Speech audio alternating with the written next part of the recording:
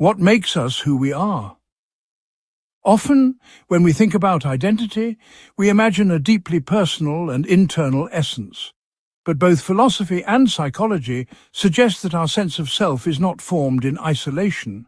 It is shaped profoundly by our social relationships and the recognition we receive from others.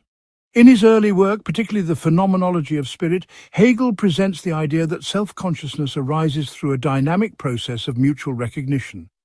He famously describes a dialectical encounter between two self-conscious beings, each seeking acknowledgement from the other.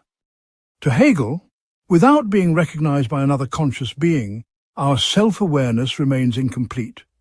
This idea is most famously encapsulated in Hegel's concept of the master-slave dialectic.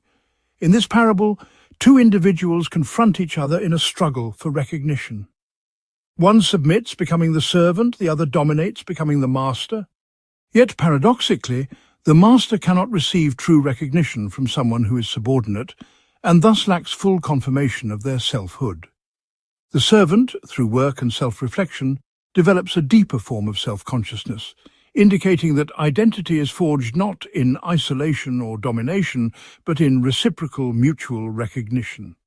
We can find psychological echoes of Hegel's ideas in the work of Henri Tajfel.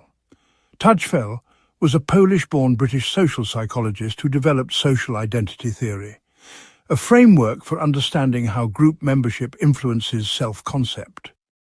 Tajfel proposed that our identity is not only personal, but also social. We define ourselves in part by the groups we belong to, whether based on nationality, religion, occupation, or even favorite sports teams. Tajfel's groundbreaking experiments in the 1970s demonstrated just how easily humans form in-groups and out-groups. In one famous study, he divided participants into groups based on arbitrary criteria, such as preference for certain paintings, and observed that people still favored their own group, even when the distinctions were meaningless. This suggested a powerful psychological drive to establish positive social identities, often by elevating our own group and sometimes devaluing others. Social identity theory identifies three key processes: social categorization, social identification, and social comparison. First, we categorize people, including ourselves, into groups. Then we adopt the identity of the group we belong to, aligning our behavior and beliefs accordingly.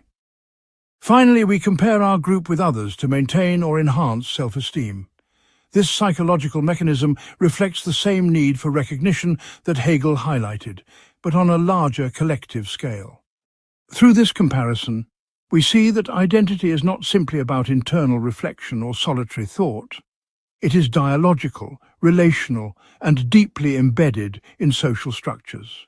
For Hegel, recognition from others validates our selfhood, and for Tajfel, identification with social groups gives us a framework within which to understand ourselves. But this intertwining of the personal and the social can also create tension. What happens when the recognition we receive from society doesn't match who we feel we are inside? Or when group dynamics turn toward exclusion, bias, and conflict? These concerns are central to real-world issues like racism, nationalism, and cultural identity. When marginalized communities are denied recognition, their members often struggle with fractured identities, internalized oppression, or even a sense of invisibility. Philosophers and psychologists alike stress the importance of affirming diverse identities through genuine recognition and inclusion. Without it, individuals and entire groups can feel alienated not only from society but from themselves. When people feel under attack, they band together with like-minded individuals to fight back against their oppressors, whether those oppressors are real or imagined. If we want to avoid radicalization, we must seek inclusivity and compassion, or else we risk creating our own enemies.